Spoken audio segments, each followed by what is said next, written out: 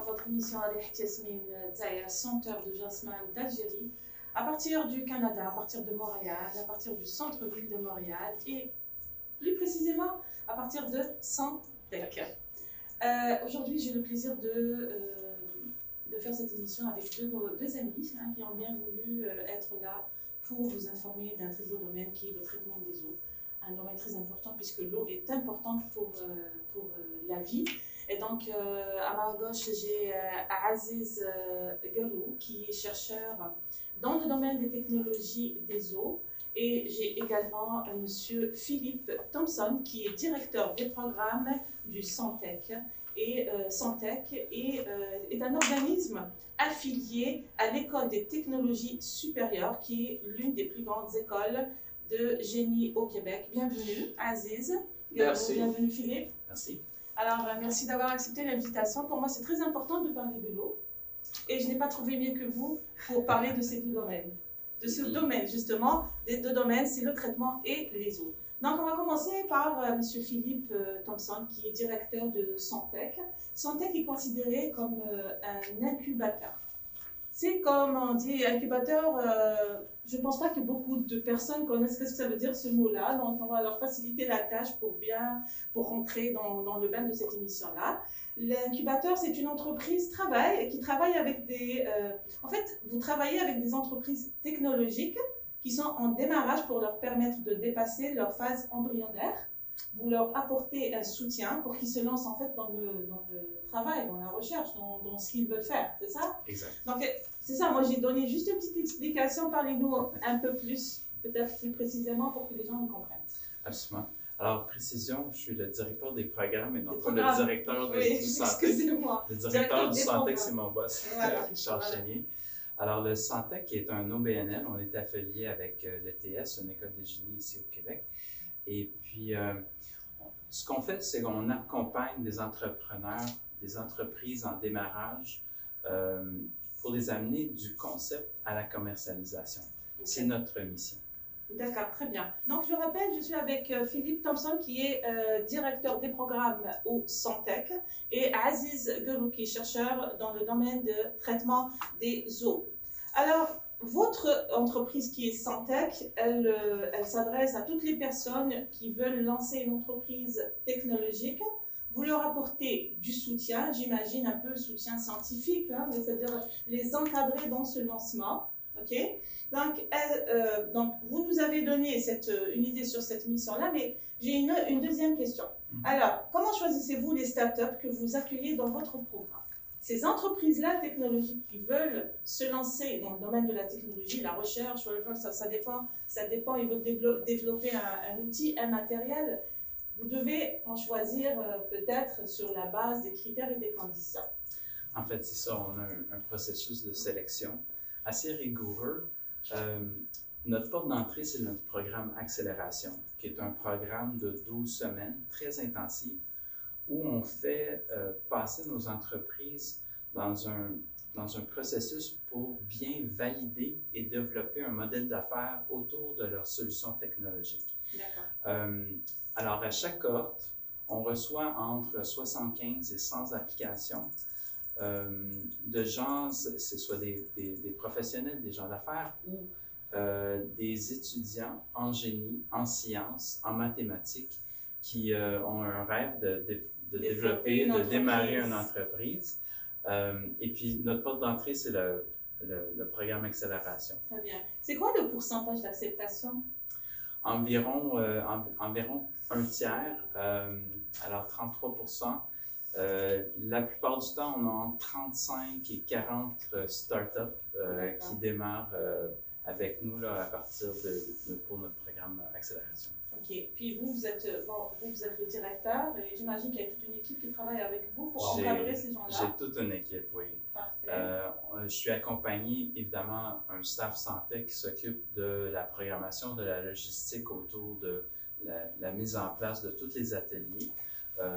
Les entreprises ont au-delà de 100 heures d'ateliers qui sont données par des entrepreneurs, des conférenciers, des experts dans le sujet, dans la thématique sur laquelle on veut évoluer. Alors, c'est des gens en marketing, en commercialisation, c'est des avocats, des gens en propriété intellectuelle.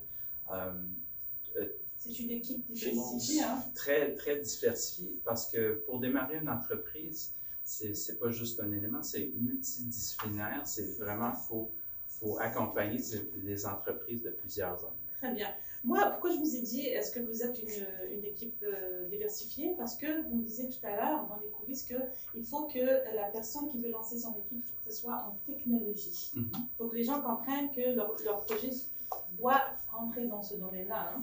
Ben, c'est notre spécialité. C'est ça, c'est votre spécialité. Alors, ça, tech. Il y a d'autres incubateurs qui se spécialisent en innovation sociale, en culture. C'est ça, oui. Mais vous, c'est la technologie. Mais nous, c'est vraiment la technologie. Parfait. Alors, vous avez deux types de programmes. C'est l'accélération et la propulsion. Quels critères regardez-vous pour faire passer une start-up comme Cambrain de l'étape d'accélération à l'étape de propulsion? Cambrain, c'est l'entreprise qui est fondée par notre ami Aziz Gallo, on va en parler. Hein? Donc, comment vous voyez ça? Alors, une fois que les entreprises ont passé accélération, notre programme de 12 semaines, on a un jury. Le jury est composé de gens internes au Santec et des gens externes. D'accord. Alors, c'est un processus rigoureux. Les startups présentent leur projet d'entreprise et ceux qui ont le plus de potentiel avec une équipe, avec un potentiel de développement, on les fait passer dans notre programme d'incubation propulsion. Parfait. Alors, c'est quoi le parcours type d'un startup de l'entrée à vos programmes à la sortie du programme? Juste un petit résumé comme ça. Alors, souvent, les entreprises qu'on va recevoir ont une idée, un concept technologique, mais on leur fait passer par plusieurs activités pour s'assurer que leur clientèle est bien définie, que la problématique est très bien clarifiée et qu'ils développent leur proposition de valeur. D'accord. Ensuite, faut vraiment aller chercher leurs premiers clients. Alors, on les aide à développer des stratégies pour intéresser des clients potentiels à la solution. Et puis, notre programme d'incubation propulsion, c'est vraiment juste pour s'assurer qu'ils forment une équipe, ils forment une stratégie de commercialisation, ils développent leurs produits et ils obtiennent le financement nécessaire pour démarrer. Très bien. Alors, Aziz Gallo est un de vos élèves, on va dire. Hein? Et c'est grâce à lui qu'on a découvert cette belle entreprise, on va dire. Hein, quand même, moi, personnellement, je ne savais pas que vous existiez. Et c'est tant mieux. Et aujourd'hui, on est en train de diffuser de l'information pour toutes les personnes qui veulent lancer une entreprise dans la technologie. D'accord? Et alors, Aziz, c'est un Algérien qui a décidé un jour de quitter l'Algérie pour s'installer au Canada. Il a apporté non seulement ses bagages, mais il a apporté aussi son savoir-faire, puisque toi, tu es sortant de l'université de Bebzoar, une grande université algérienne qui a formé beaucoup d'ingénieurs dans beaucoup de domaines. Et en Algérie, tu étais enseignant à l'université, tu faisais de la recherche. Et tu as ramené tout ce bagage-là, tu t'es installé au Canada et tu t'es dit, bon voilà, j'offre ça à mon deuxième pays, qui est le Canada. Okay, ouais. Voilà, et on est au Québec, plus précisément. Aziz, l'idée est venue d'installer ton entreprise en traitement des eaux, j'imagine, parce que tu aimes bien l'eau. Comment c'est venu l'idée? D'abord, merci pour l'invitation. Avec plaisir. Et, donc, moi, j'ai commencé à faire toutes mes classes, mes apprentissages dans le domaine de la recherche à Alger, à l'USTHB. Après ça, donc avec maîtrise, doctorat. Après le doctorat, je suis allé faire 2 post-docs. Un post-doc en Allemagne et un autre en France. Au CNRS exactement, donc j'ai travaillé un peu sur le développement de matériaux pour fabriquer un peu un nouveau type de membrane intelligente pour aller capter des contaminants spécifiques dans des eaux en général. Après les post-docs, je suis arrivé au Québec Donc, j'ai travaillé d'abord pendant quelques années dans une entreprise qui développe des technologies de traitement des eaux. Donc, j'ai un peu enrichi un peu mon portfolio au niveau des technologies. Après, je suis allé travailler dans un centre de recherche pendant une dizaine d'années à développer des projets pour solutionner des problématiques dans le domaine du traitement des eaux, beaucoup plus dans le domaine des effluents industriels. Très bien. Dans le traitement de l'eau, il y a trois familles. Il y a l'eau usée municipale, c'est ce qui vient dans les maisons, donc c'est ce qu'on appelle l'eau usée résidentielle. Il y a les eaux usées industrielles, ce qu'on appelle dans le jargon des effluents industriels. Et puis il y a l'eau potable, c'est celle qui est destinée à la consommation. Donc moi, je me suis beaucoup plus spécialisé dans l'eau usée industrielle. Là, tu vas répondre à toutes les questions, tu ne vas rien me laisser. Et voilà, donc c'est ça. Et puis, juste par rapport à Santec, c'est un organisme à but non lucratif, ce n'est pas une entreprise en tant que telle. Donc, c'est un organisme qui incube des entreprises comme les nôtres. Et donc, on va répondre aux autres questions, c'est sûr. Alors, merci à toutes les personnes qui se joignent à nous. Il y a quelqu'un qui te dit la Ibarak. Merci beaucoup. Je ne sais pas comment on dit ça en français, la Ibarak, que Dieu te bénisse, quelque chose comme ça. Ça veut dire c'est waouh. Voilà. Et les gens, c'est vrai qu'ils adorent ce projet-là, hein, traitement des eaux. L'eau, c'est la vie. Hein. L'eau, oui. C'est la vie. Surtout dans le monde dans lequel on vit, il y a beaucoup de contamination, il y a beaucoup de produits toxiques, puis on a peur pour l'eau hein, dans l'avenir. Heureusement qu'Aziz et M. Philippe Thompson est là. Ça nous rassure qu'il y a des personnes qui prennent en charge ce domaine-là. Hein. Non, absolument, c'est une ressource naturelle très, très importante. Exactement. Et de plus en plus, ça va prendre de l'eau potable. Oui. Et puis des projets comme Aziz, c'est super important pour l'environnement. Effectivement. Alors Aziz, pourquoi Cambrine? Cambrine, c'est votre entreprise que vous avez fondée. Alors, on est content qu'elle soit là. Et donc, pourquoi Cambrine a choisi de s'investir dans les technologies propres? Puis c'est quoi une technologie propre dans le domaine du traitement des eaux?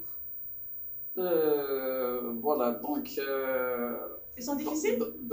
Cambrine, j'ai après un parcours de recherche académique, je me suis lancé dans l'aventure de l'entrepreneuriat. Cam, je suis chimiste, donc je continue toujours à faire de la chimie. Brains, c'est les cerveaux, donc j'essaye de faire de la chimie d'une façon un peu intelligente, d'où le nom.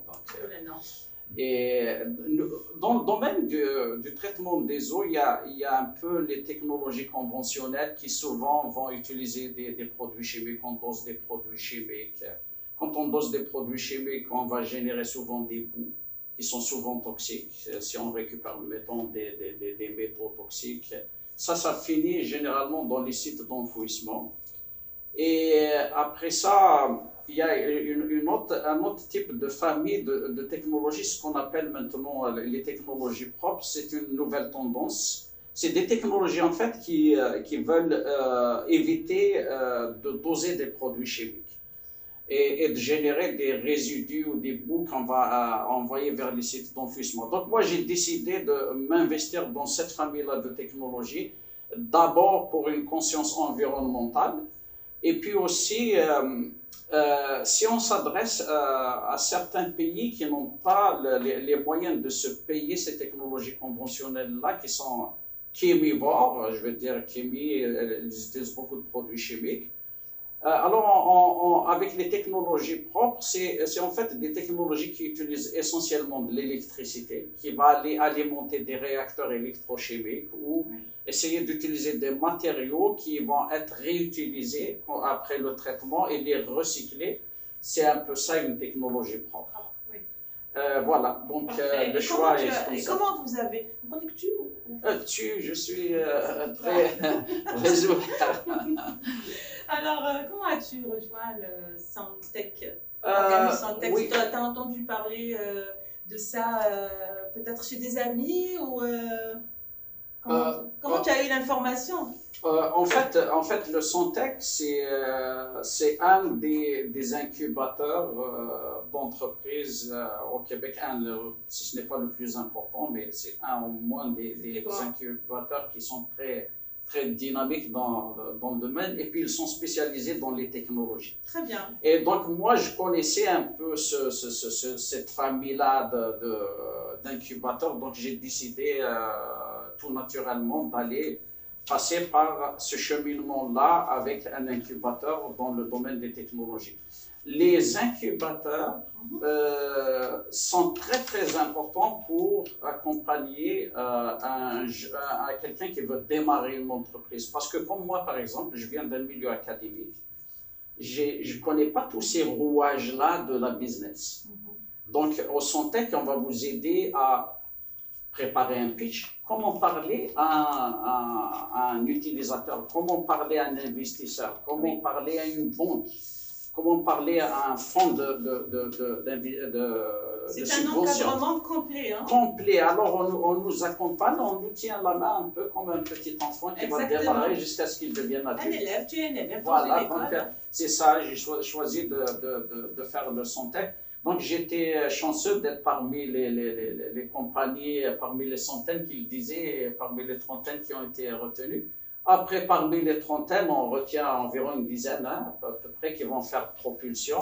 Donc, je suis dans le programme propulsion et presque à la fin. En fait, Aziz représente... J'allais poser une question justement. C'est quoi votre avis sur l'entreprise de Aziz? Non, absolument. Aziz représente un entrepreneur typique de notre clientèle au Sontec. Tu as mentionné, tu as 2 doctorats, c'est impressionnant. Souvent, ils ont juste la maîtrise ou un doctorat, là, mais 2 doctorats, c'est quand même... moi, j'ai un doctorat et 2 postdocs. Pas 2 doctorats. Et souvent ces étudiants-là vont demeurer dans un milieu académique en recherche. Oui. Mais pour faire rouler l'économie, ça prend des entrepreneurs. Alors, le Sontec, notre spécialité, c'est justement d'accompagner des entrepreneurs scientifiques qui n'ont pas la base de développement des affaires, comme Aziz parlait. Là. Il y a beaucoup d'intervenants dans le milieu des affaires. Oui. Il faut changer le langage, le vocabulaire de changer pour vulgariser à une personne financière qui peut aider à financer la compagnie. Alors justement, on offre ce genre d'accompagnement-là, ce genre de coaching pour transférer des compétences et des connaissances à nos entrepreneurs, justement pour qu'ils puissent avoir l'habilité là, de démarrer et de s'entourer avec une équipe pour faire fleurir leur projet. Alors, tu sais, Aziz, c'est vraiment l'entrepreneur typique qu'on recherche ici au Sontec. Bravo Aziz, on est fiers de toi. Ah, merci. On est fiers de toi, tu es algérien, tu es canadien, tu honores 2 pays en même temps. Ah. Et justement, dans le parcours de Aziz, est-ce que vous pensez que... Ça fait 2 ans que tu es avec Sontec. 2 ans, bientôt. C'est ça, donc je pense que vous avez répondu à cette question-là, mais je dirais quand même, si vous pouvez nous résumer le développement de l'entreprise Combline de Aziz, comment ça a été fait? J'imagine qu'elle était toute petite, puis pensez-vous qu'il a atteint le sommet ou il y a encore beaucoup d'efforts à faire? Démarrer une entreprise, c'est un long parcours. Oui. En 2 ans, on peut faire des choses. On peut faire des miracles comme celle-là, mais... Oui, on va le montrer comme ça. Mais c'est ça. Au Sontec, on vous aide vraiment à développer votre produit. Alors, allez chercher le financement que vous avez besoin. On vous aide à trouver que ce soit des stagiaires ou des gens de compétences. On partage vos besoins sur nos réseaux pour vous aider à recruter des talents nécessaires pour vous aider. Il y a le développement du marché aussi. Et on a une équipe de coachs en entreprise. On les appelle les entrepreneurs en résidence. On en a une 12aine. Et puis, c'est des entrepreneurs en résidence qui ont démarré eux autres même des entreprises, des fois à série, et qui sont devenus même investisseurs. Alors, c'est des gens qui vraiment connaissent bien le parcours, connaissent bien les embûches de lancer une entreprise aussi, ouais. Parce que souvent, on est bloqué. Il nous manque de matériel, il nous manque de personnel, il nous manque d'argent. Et puis, justement, c'est du coaching qu'on offre à nos entrepreneurs pour qu'ils débloquent et trouvent des solutions pour franchir ces défis-là. Et donc, c'est ça, c'est parce que vous prévoyez et vous avez en tête que ces entrepreneurs-là peuvent rencontrer des obstacles dans le lancement de leur entreprise. Ça fait absolument partie du parcours. Donc, ça m'amène justement à la question qui dit, en tant que fondateur de Cambren, est-ce que tu as rencontré des obstacles et puis quel type d'obstacles tu as rencontré? Les obstacles, celui qui va vous dire que je n'ai pas rencontré d'obstacles en démarrant mon entreprise, c'est rare, hein? C'est impossible quasiment. Pour démarrer l'entreprise, d'abord, il faut des moyens financiers. Il ne faut pas se mentir, tout est argent maintenant. Donc, pour aller fabriquer un prototype comme celui-là, ça coûte 100 000.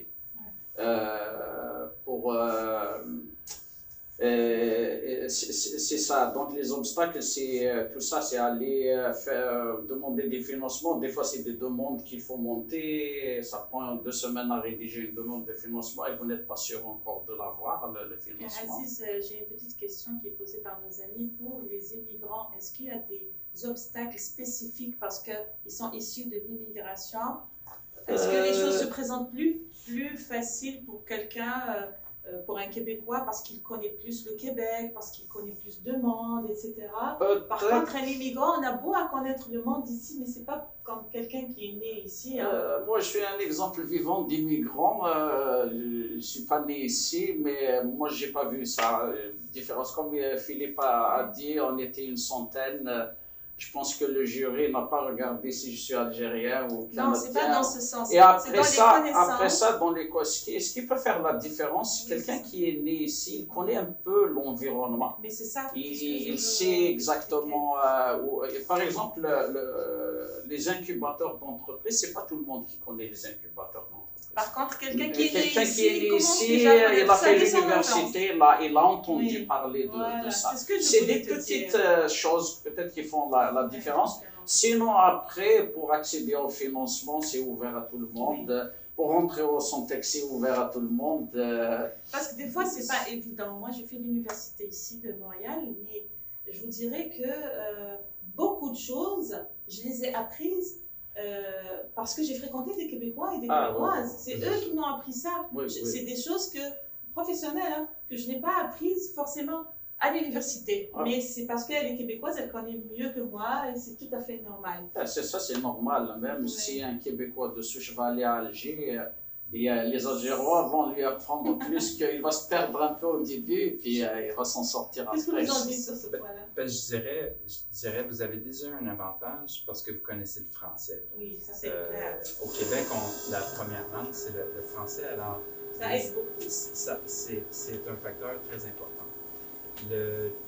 Je reviens au profil scientifique d'Aziz, le fait qu'il y a un profil scientifique, mais c'est intéressant parce que ça fait en sorte qu'un immigrant qui recherche un emploi ou qui recherche à démarrer une entreprise a quand même une assise de plus qu'un immigrant qui n'a pas ce background-là. Wow. Alors ça aide parce que le Québec demande ce talent pour démarrer des entreprises, mais pour travailler à l'intérieur des entreprises innovantes, ça prend des brains, ça prend des cerveaux. Ça prend des brains.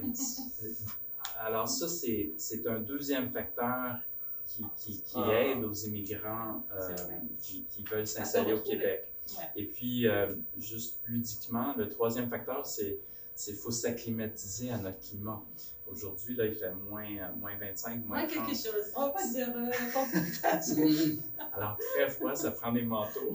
C'est vraiment froid, là. Et ça prend une certaine attitude. Mais c'est ça du Canada. Le charme du Canada, c'est le froid. Moi, ma mère, c'est ce qu'elle me dit. Je lui dis, parfois, je lui dis, maman, il fait vraiment froid. Elle me dit, écoute, moi, depuis longtemps, je sais que le Canada, c'est les ours. C'est la Canadienne, hein. Nous, en Algérie, on appelait toujours le gros manteau la Canadienne avant qu'on découvre le Canada. Donc, on ne doit pas se plaindre. Le Canada, c'est le froid. C'est tout. Et ça passe très bien. Donc, j'aurais une question justement sur le financement. Vous êtes un organisme à but non lucratif, vous faites un super bon travail, vous accompagnez des génies, on va dire, et puis vous participez dans le développement économique du Québec. Hein. Vraiment, votre rôle, et je trouve qu'il est très important, et il n'y a pas une personne qui va dire le contraire, je pense. Sur le plan financier, est-ce qu'il y a des organismes qui vous financent, qui vous aident, et puis est-ce que les personnes qui s'inscrivent, enfin les entrepreneurs, doivent payer aussi ils ont des frais à payer? Oui, ça dépend des programmes. On a plusieurs bailleurs de fonds, dont l'ETS. On a des commanditaires comme la Banque nationale du Canada. Le gouvernement provincial nous aide également, le ministère de l'Économie nous subventionne, le gouvernement fédéral du Canada, la Ville de Montréal, et on a plusieurs partenaires corporatifs qui aident à nous financer. Ça paye les dépenses. Pour les entreprises, il y a plusieurs subventions qui sont disponibles selon le stade de développement de l'entreprise. Et puis, on a des experts à l'interne qui peuvent vous aider à naviguer le type de subvention qui est disponible pour vos besoins dans le cadre dans vos opérations. Il y en a plusieurs. D'accord. Et ensuite, on fait aussi la mise en relation avec des investisseurs. Parce que certaines vont avoir besoin du financement privé. Alors, ça, c'est important aussi pour les entreprises qui veulent atteindre une certaine croissance. Ça prend des fonds privés. Puis, j'imagine qu'une fois que votre enfant a grandi, vous n'allez pas le laisser tout seul, hein, comme ça. Il y a un accompagnement de la part de Santec pour toutes les entreprises, on va dire, qui ont évolué au sein de votre équipe. Comment ça se passe, l'accompagnement? À la fin de leur parcours de 2 ans en propulsion, évidemment, il faut les laisser aller, de voler leurs propres ailes, mais ils font quand même partie de la communauté du Santec. Alors, comme à l'OVNI du Santec, il y a toujours des liens qu'on forme, et on suit nos entreprises pour 5 ans après le programme propulsion. On va aller sonder leurs statistiques, le nombre d'employés, le chiffre de vente, les investissements qu'ils sont allés chercher. Ça fait partie de nos statistiques, puis c'est une mesure d'impact que le Santec a sur l'économie du Québec. Alors, c'est très important de les suivre. Puis certains entrepreneurs vont revenir au Santec puis transférer leurs connaissances aux plus jeunes entrepreneurs. Oui. Alors, ils deviennent des formateurs aussi. Absolument, non? Oui. Ils viennent, on invite des gens comme Aziz de revenir faire des conférences et parler de leur expérience, leur parcours entrepreneurial. C'est très enrichissant. Alors, ça fait un cycle complet. Parfait. Alors, vous imaginez qu'Aziz est venu d'Algérie. Hein? Oui. Le lien est toujours là avec l'Algérie, puisque l'Algérie nous habite. Et j'imagine que dans la tête d'Aziz, il bénéficie le Canada, et notamment le Québec, avec ses connaissances. Et j'imagine que tu penseras un jour à faire bénéficier l'Algérie de ton projet. Qu'est-ce que tu en penses?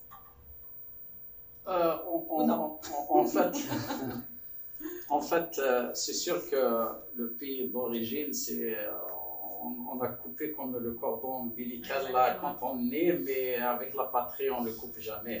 C'est ça. En fait, le Canada, c'est notre maman qui nous a adoptés. Exactement. Et la vraie maman, c'est l'Algérie. Hein. Mais évidemment, on reste à l'écoute de tout ce qui se passe en Algérie. Moi, dans le domaine du traitement des eaux, je suis toujours en contact avec mes anciens collègues de l'université. Juste pour ouvrir une parenthèse, on a monté un projet avec l'Algérie. On a déposé justement une demande de financement pour aider un peu à installer ce qu'on appelle dans le traitement des eaux des traitements tertiaires pour continuer à traiter l'eau qui sort dans les stations d'épuration là-bas pour la rendre un peu potable pour des utilisations en agriculture. Très bien. J'espère qu'on aura le financement pour pouvoir enfin réaliser ce projet-là. Et maintenant, les technologies que nous, on développe, on va montrer un peu si évidemment on trouve preneur et un besoin là-bas, on sera... Alors, Aziz, dans son entreprise Cambrine, il a développé l'outil nécessaire justement pour pratiquer ton travail de traitement des eaux. Ouais. On pourrait peut-être brancher notre caméra pour montrer un peu en bref et en résumé de quoi il s'agit et quel est ton... ta deuxième femme. Oui, c'est ça. Donc, ici en retrait, là, on a une de nos technologies qu'on a développées. Celle-là, elle va traiter, va capter, traiter, désinfecter, filtrer, tout ça, et réutiliser en boucle fermée les eaux qui sont dans les parcs publics. C'est toi qui l'as conçu, cette machine. Oui, évidemment. Oui. Donc cette technologie-là, c'est une technologie quand même unique. Elle combine quasiment que des technologies propres. Il y a de l'électrochimie, il y a de la photocatalyse, il y a un peu... Ici, là, il y a quasiment 8 procédés qui sont couplés pour sortir de l'eau quasiment qu'on peut boire et réutiliser. Donc ici au Québec, il y a des centaines et des centaines de parcs publics qui sont dotés de jeux d'eau. Actuellement, la pratique quasiment à travers le monde, c'est d'ouvrir le robinet. On alimente les jeux d'eau et puis l'eau va couler directement dans les égouts. Nous, on va capter cette eau-là, on va la traiter et la rendre à une qualité d'eau de robinet pour pouvoir la réutiliser dans les jeux d'eau. Et on ferme un peu la boucle. D'ailleurs, mes technologies s'appellent toutes Aqualoop. Aqua, c'est l'eau, loop, c'est boucle, donc on fait toujours du traitement de l'eau en boucle fermée. Cette technologie-là, elle peut aller aussi dans les piscines, elle peut aller dans les parcs aquatiques, elle peut aller dans des camps de villégiature et tout ça. Dans des grands espaces, et elle peut être dimensionnée selon les besoins. Si on a besoin de 2 mètres cubes d'eau, on peut la dimensionner comme on veut.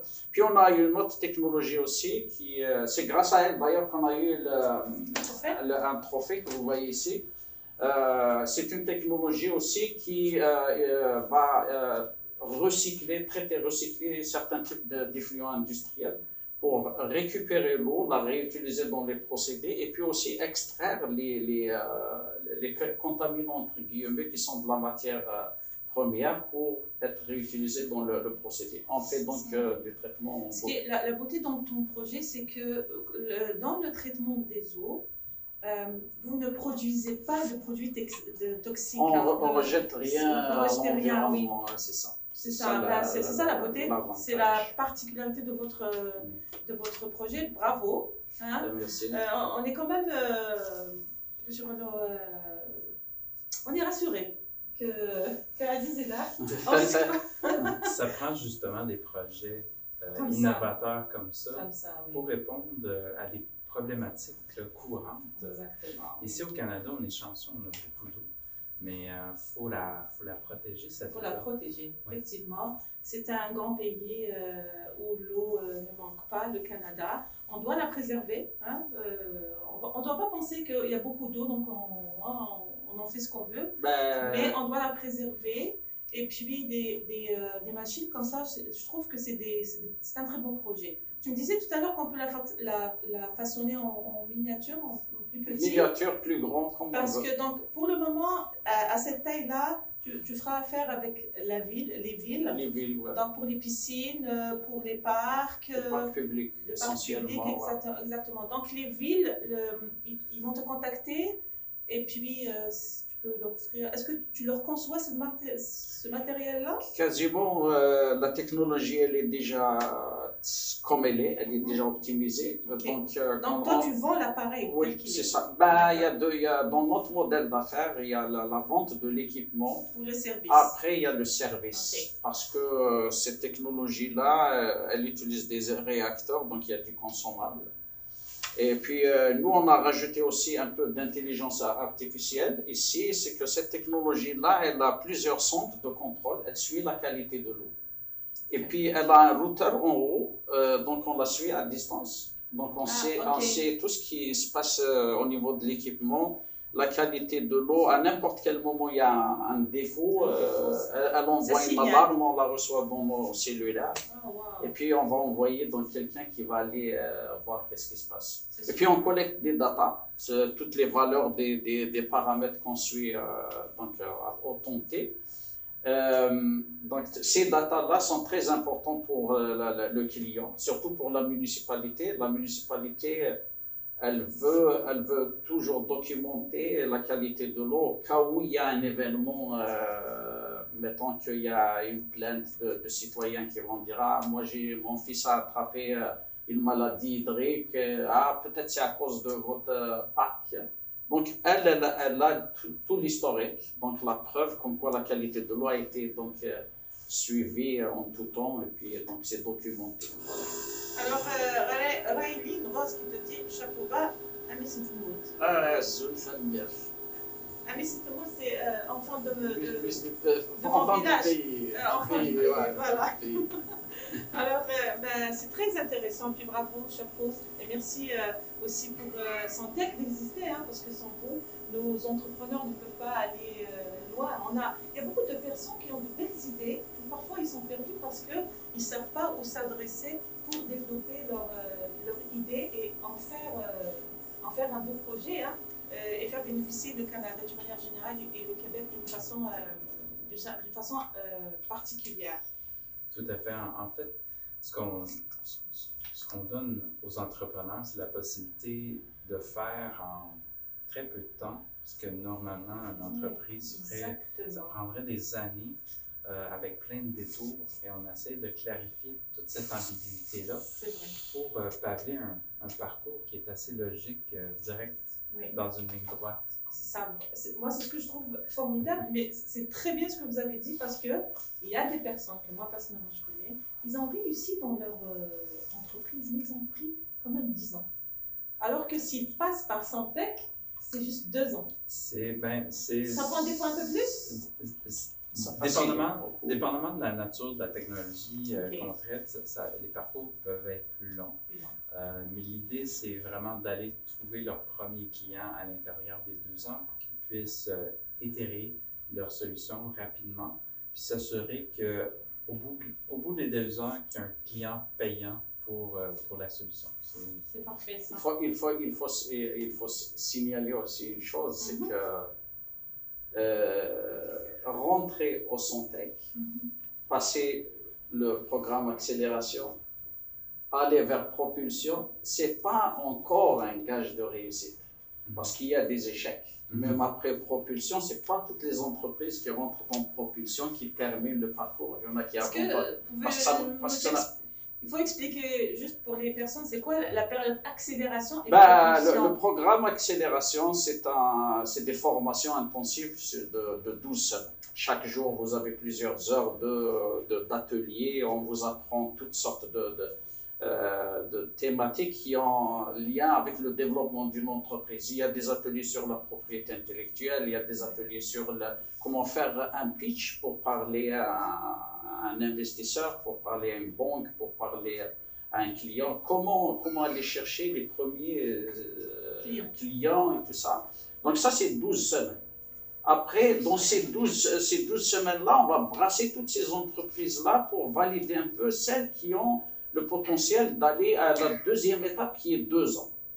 Donc la deuxième étape, et c'est là où les entreprises sont mises à défi pour réellement voir leur potentiel de réaliser leur projet. Après le 2 ans, c'est pas encore gagné. Il faut après aller chercher des clients, continuer à développer sa technologie et tout ça.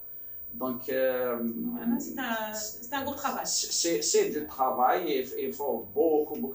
Pour les gens qui nous regardent là, moi j'étais chercheur dans un centre de recherche. Je commençais à travailler à 9h, je sortais à 5h, des fois 4h. La tête tranquille, bon, ça travaille tout le temps. Quand on est chercheur, on travaille tout le temps. Mais quand on lance une entreprise, c'est des fois 12-16 heures de travail. C'est sans relâche. Donc, il faut se préparer pour ça. Pour développer ma technologie, j'ai fait le plombier, j'ai fait l'électricien, j'ai fait pas mal de choses. Parce que sinon, je vais appeler des gens, il faut les payer. Donc, et c'est ça, donc il faut être débrouillard, il faut beaucoup de sacrifices. Et encore, et en plus aussi, moi j'ai mis toutes mes économies pour développer mon entreprise. C'est un investissement. Donc c'est de l'aventure. Exactement. En fait, les entrepreneurs, ça prend une débrouillardise. C'est la recherche de solutions constantes, des solutions techniques pour développer la technologie, le produit, mais aussi des solutions, des solutions pour aller chercher le bon financement, des solutions pour aller chercher les bons talents et minimiser les coûts. Parce que, comme Aziz a dit, oui, on peut aller payer des experts, mais ça coûte des sommes faramineuses. Et des fois, juste en utilisant son propre cerveau et son talent, on trouve des solutions créatives. Exactement. Et puis, dans cette recherche justement de la clientèle, etc., Santec vous aide aussi avec des idées, vous encadre dans ça. Le Santec, en fait, ne va pas aller chercher des clients à votre place. Non, mais il vous dit comment... Il vous montre comment aller chercher les clients et comment leur parler, comment Après ça, c'est... Comment les convaincre? Parce qu'il n'y a personne qui connaît mieux mon domaine que moi. Je pense qu'au Santec, on est 2 ou 3 compagnies qui travaillent dans le domaine de l'eau. Donc, c'est ça. Eux, ils ont de l'expertise un peu comment monter des plans d'affaires, comment préparer, mettons, une offre de service à envoyer à un client. Mais toute la prospection, le suivi après et tout ça, c'est à nous de le faire. Pour le Santec, le service qu'on offre, c'est un service d'accompagnement. Oui. C'est le savoir-faire, mais c'est pas le pour-faire. Alors, on ne fait rien pour nos entreprises, c'est à eux de faire. C'est eux qui font tout, mais vous les orientez. Exact. Comment faire? Alors, nous, on ne demande pas de l'équité, on ne partage pas de propriété intellectuelle. Toutes les découvertes que Aziz fait, ça lui appartient. Okay. Nous, ce qu'on fait, c'est vraiment de l'accompagner dans son parcours. D'accord. Mais l'accompagnement est important, ce qu'on disait tout à l'heure, parce qu'une personne peut prendre jusqu'à 10 ans pour monter son entreprise parce qu'elle a été mal accompagnée ou pas accompagnée du tout. Et donc, Aziz, tu as gagné comme du temps en connaissant Santec, puis travailler avec eux. Alors, ma question s'adresse à M. Thompson. Si une entreprise en phase de démarrage qui a déjà créé un PMV, où elle a lancé son produit déjà, est-ce qu'après elle se dit « Ah, finalement ça n'a pas marché, je vais revenir vers Santec ». Est-ce que ça marche? C'est possible. La plupart des entreprises qu'on accepte ont moins de 2 ans d'existence. Ça, c'est important parce que, rendu à 2 ans, on s'attend que l'entrepreneur aura trouvé son chemin. Alors, on les prend jeunes. Il y a des étudiants, des entrepreneurs qui viennent nous voir, qui n'ont même pas encore incorporé leurs entreprises. Puis ça nous va aussi. Okay. Ça peut être tout simplement un projet technologique qui ressort d'un projet universitaire académique, un projet de recherche, ou il y a des équipes qui ont un concept technologique qu'ils veulent mettre sur le marché. Et puis, à partir de ce moment-là, on les accompagne pour démarrer. Ça, c'est une question pour moi. Oui. Est-ce que quelqu'un qui n'a pas de fonds, qui n'a pas un grand fonds, il n'a pas 100 000 $, ou je sais pas, et il veut lancer, il a une belle idée, il veut lancer une entreprise en technologie, une entreprise technologique, est-ce que vous l'encouragez ou vous allez lui dire non, ton fonds n'est pas bon? C'est-à-dire que, est-ce que la personne devrait avoir un fonds spécifique pour se présenter et contacter Santec? Je dirais que ça dépend de l'âge. Quand on est étudiant, on peut se nourrir sur des pâtes alimentaires et des conserves et Ça survivre. passe. Ouais. Quand on a une famille, une maison à payer, là, C'est pas évident. c'est pas évident de se lancer en affaires. Alors, le risque, quand on est un peu plus vieux, est plus grand.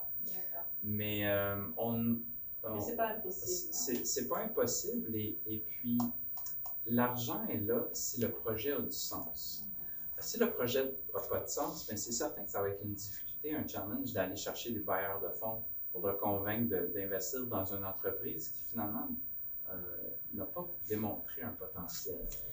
Mais si l'entreprise répond à un réel besoin, qui résout un réel problème dans le marché, à ce moment-là, ben là, ça devient intéressant pour les bailleurs de fonds, que ce soit des parties prenantes au gouvernement qui veulent subventionner le projet ou des investisseurs, ça devient intéressant. Donc, c'est pas nécessaire d'avoir une grande mise de fonds pour démarrer. Il s'agit que le projet offre un potentiel. C'est ça. C'est ça, il faut que le projet soit important et puis on voit déjà de loin comme ça ses résultats. Et est-ce que Santec a cette capacité, j'imagine, de savoir si l'entreprise est prometteuse ou pas?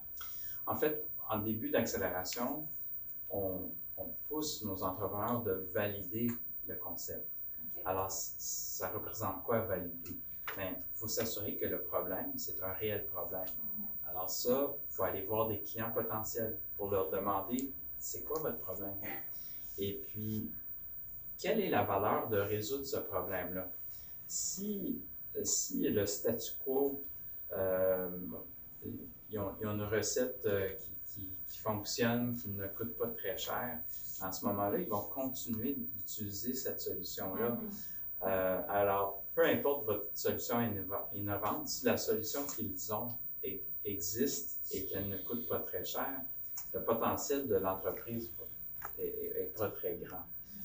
Mais il y a certains problèmes dans la communauté, dont l'eau potable, c'est un exemple, où c'est important. Les municipalités ont une responsabilité envers l'environnement. Et puis, comme Aziz a dit, souvent les jeux d'eau dans un parc, ben, on ouvre les robinets, mais c'est de l'eau potable qu'on gaspille. Et puis, cette eau potable se rend dans les égouts. Alors, le recyclage de cette eau-là devient important. Alors, certaines municipalités vont penser, ben, peut-être qu'il faudrait récupérer cette eau-là. Et puis, la solution d'Aziz, ben, il y a une certaine valeur. Alors, ça va sauver des litres et des litres d'eau. Hein? Ils sont prêts à payer pour cette solution-là. Alors, ça, c'est un exemple. Il y en a plein, mais il s'agit juste de trouver une problématique qu'une clientèle cible est prête à payer des sous pour cette solution-là et le reste se fait. Très bien. Et pour les clients potentiels dans le cadre de Aziz, j'imagine, tu as les villes, on a dit, puis est-ce qu'il y a d'autres? Ben, cette technologie-là, c'est les villes, ça peut être aussi des particuliers qui ont des campings et tout ça. L'essentiel, c'est qu'il y ait de l'eau récréative. Et puis nous, on développe aussi des technologies pour le domaine industriel. Donc, on s'attaque un peu aux effluents industriels qui, de toutes les façons, il y a une réglementation qui empêche l'entreprise à rejeter cet effluent-là dans le réseau d'égouts. Voilà, donc on essaie de développer des solutions un peu selon les problématiques qu'on rencontre. Voilà. Dis-moi, Aziz, entre l'Algérie et le Canada, est-ce que ils ont les mêmes problématiques d'eau ou c'est complètement différent? Comment tu vois ça? Généralement, l'eau usée municipale, elle se ressemble un peu partout dans le monde, dépendamment évidemment un peu s'il y a comme des effluents industriels qui sont rejetés, qui rejoignent les égouts et qui ne sont pas traités, vont se ramasser. Bon. Donc si on prend un pays où il y a beaucoup d'industries, mais la réglementation n'est pas très serrée, l'eau usée municipale va être différente de celle d'un pays où la réglementation est très serrée, donc on contrôle un peu la qualité de l'eau en amont. Oui. Mais en Algérie, j'imagine que maintenant, ils ont installé beaucoup de stations d'épuration. Et puis, il reste beaucoup de travail à faire en amont au niveau des industries pour qu'elles installent justement. On doit faire ça parce qu'on n'est pas un Et pays puis, très c'est une opportunité pour nous pour aller travailler. pour proposer des technologies. Voilà. Des technologies, justement. Parce que l'Algérie, quand même, on est moins chanceux que par rapport au Canada. On n'a pas l'eau du Canada. On compte vraiment sur les pluies. Hein. Et donc, il faut vraiment, si on a à développer des projets comme le tien, c'est bien. Je pense que l'Algérie, c'est valable pour tous les pays qui ont des stress hydriques. Il y a très peu de pluie. Donc, le peu d'eau douce qu'on a, il faut prendre soin. Donc, il faut la réutiliser, la recycler autant de fois que possible. Ici on a de l'eau à ne pas en finir, mais dans les pays. Même ici, il y a beaucoup de programmes, des initiatives qui sont mises en place pour préserver la ressource, c'est parce qu'elle n'est pas infinie. Donc, voilà. Elle n'est pas infinie, malheureusement. Alors, derrière moi, j'ai la plaque de Santec. Hein? C'est l'organisme, justement, dont on parle. J'imagine qu'en dehors de vos programmes d'accompagnement et tout, il y a toute une équipe. Hein? Aujourd'hui, il n'y a personne parce qu'il fait très froid, je pense, c'est le week-end. Mais vous me disiez tout à l'heure que quand même, ça devient comme un endroit vraiment... Il y a beaucoup de personnes qui viennent. Et puis, j'imagine qu'il y a des séances d'information pour ça? Oui. En fait, pour ceux qui sont intéressés à en connaître mieux sur, là, il faut s'adresser sur les programmes Santec. On offre des séances d'information sur le Santec. Notre prochaine, c'est le 6 mars. Si vous allez sur notre site web ou sur notre site LinkedIn, vous allez voir des annonces pour vous enregistrer à ces séances-là. La prochaine, c'est le 6 mars. Là-dedans, on va répondre à toutes vos questions et voir si votre projet se cadrerait dans les programmes du Santec. Combien de séances d'information vous faites dans l'année? On en fait une à peu près à chaque mois. Alors, au mois de mars, au mois d'avril, au mois de mai, notre séance d'information ne sera pas virtuelle, elle sera en présentiel. Alors, pour ceux qui sont à Montréal, venir voir. Je ne connais pas la date exacte, mais ça va être à la fin mai.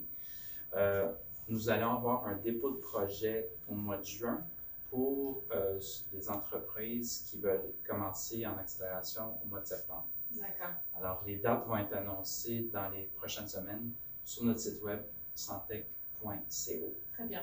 On va vous mettre ça, à la fin de cette émission, je vais vous mettre le contact, puis toutes les personnes qui souhaitent, qui ont des idées et qui souhaitent réaliser des projets technologiques et qui souhaiteraient rentrer en contact avec Santec pour un encadrement, une orientation. Vous allez tout simplement sur ce site-là et puis vous allez trouver toutes les informations. Inscrivez-vous, moi je vous encourage vraiment à ces séances d'information parce que là vous allez trouver des personnes qui vont répondre à vos questions. Voilà, vous allez décider finalement si vous allez de l'avant avec votre projet, avec votre idée. Alors, on arrive à la fin de cette émission qui a été très bénéfique. En tout cas, moi, j'ai découvert tout un organisme et je sais que c'est toute une équipe qui travaille fort pour faire croître des petites idées peut-être et puis pour réaliser des rêves. Vous êtes là pour aider les gens à réaliser leurs rêves dans le domaine de la technologie, mais ça ne reste pas seulement un rêve, mais c'est vraiment une participation et une contribution au développement économique du Québec d'une manière particulière et du Canada d'une manière générale. Moi, je salue toutes les personnes immigrantes qui ont quitté leur pays d'origine. Je parlerai là des Algériens qui ont quitté l'Algérie et qui ont apporté leurs idées et qui souhaitent développer ces idées-là justement pour le bien du Canada. Et les Canadiens, les Québécois qui ont de l'expérience, comme M. Philippe Thompson, sont là pour nous accompagner, pour nous aider à mettre de la lumière et à mettre en valeur nos projets. Et on les remercie parce que sans vous, on ne peut pas avancer. Hein? Nous, on vient, oh là là, là, on est là, on s'installe au Canada. Il y a beaucoup de choses qu'on ne connaît pas, mais c'est grâce aux Québécois et grâce aux Canadiens d'une manière générale qu'on est arrivé quand même à réaliser beaucoup de choses et à vaincre le froid. Alors, je vous dis, dernier mot, qu'est-ce que vous pouvez dire à toutes les personnes qui nous regardent aujourd'hui? Merci de m'avoir invité. Merci Aziz pour ton projet qui a franchement beaucoup de potentiel, qui va aider des centaines et probablement des milliers de communautés dans le futur avec ton système. Alors, félicitations et au plaisir. Oui. Moi, je vous remercie beaucoup d'avoir de participer à cette émission qui est très aimée par beaucoup de personnes. Et je sais qu'on a rapporté beaucoup d'informations dans le domaine de traitement des eaux, mais aussi sur Santec qui joue un grand rôle dans la société québécoise. Donc, merci beaucoup d'être là. Aziz, je te remercie et je te dis bravo, comme le disent beaucoup de personnes. Qu'est-ce que tu nous dis aujourd'hui? Tu t'adresses à la communauté algérienne, mais aussi à pas mal de personnes qui te regardent à partir de France, à partir d'Amérique du Sud. Qu'est-ce que tu peux dire à toutes les personnes qui veulent réaliser des projets comme toi? D'abord, merci pour l'invitation. Ça a été un plaisir d'échanger avec vous. Et puis voilà, donc je pense que nous, on a essayé d'apporter un peu de notre savoir-faire pour contribuer un peu au traitement de l'eau. C'est sûr que l'expertise qui est développée ici, maintenant, le monde, il est comme un seul village, donc ça peut s'exporter n'importe où. Et pour les compatriotes qui sont soit de l'autre bord de l'océan ou ici, donc ce que je leur dis, c'est que il faudra juste croire à votre potentiel, il faut aller de l'avant. Si vous avez des idées, n'hésitez pas à aller de l'avant pour les réaliser. À cœur vaillant, comme on dit, rien d'impossible. Voilà, donc c'est sûr qu'il n'y a rien qui est facile dans la vie. Se lancer dans le domaine de l'entrepreneuriat, c'est pas une chose facile. Mais si vous y croyez, vous avez un projet il faudra déjà que vous soyez convaincu du projet et puis après trouver les bons filons pour aller convaincre les autres. Et puis il y a un conseil toujours, il ne faut jamais s'aventurer à mettre sur le marché une technologie si vous n'avez pas validé le marché. Parce que vous pouvez avoir la meilleure idée au monde, mais s'il n'y a pas d'utilisateurs en bout de ligne qui vont acheter votre technologie, donc c'est peine perdue dès le début. C'est pour ça que les organismes comme le Santec, justement, ils incitent beaucoup sur ce paramètre-là. Est-ce que vous avez validé votre marché? Donc, il faudra aller voir un peu les besoins et qu'est-ce qui est déjà offert sur le marché. Est-ce que vous êtes prêt à concurrencer? Est-ce que vous ramenez quelque chose de plus que les autres? Puis, moi, on m'a dit aussi, ah, tu vas te lancer dans les technologies de traitement de l'eau. Il y a des grosses compagnies multinationales, sans citer de nom, vous allez vous battre contre ces grandes entreprises-là qui ont beaucoup de moyens et tout ça. Mais oui, ces grosses multinationales-là n'ont pas automatiquement les meilleures idées que vous avez. Et il y a des startups qui sortent du Santec et qui ramènent des projets innovants que même les compagnies qui ont des centaines de millions de chiffres d'affaires n'ont pas. Donc l'idée avant tout, après évidemment, il faut trouver comment ramener cette idée-là sur le marché. Et puis je salue tous mes compatriotes, tous les Algériens qui nous regardent de l'autre côté de l'océan. Je vous dis, croyez à votre étoile et puis on va tous essayer de travailler ensemble pour développer le pays. Chacun va ramener son idée. Et que ce soit on est là, oui, on est là, on a pris la décision d'aller immigrer, mais on a toujours notre pensée au pays qui nous a enfantés, qui nous a appris à marcher. Voilà, on a fait nos études en Algérie voilà, aussi. Exactement. Salam alaikum, C'est ça. Il y a quelqu'un sûrement qui va te dire tu n'as pas prononcé un mot au calme.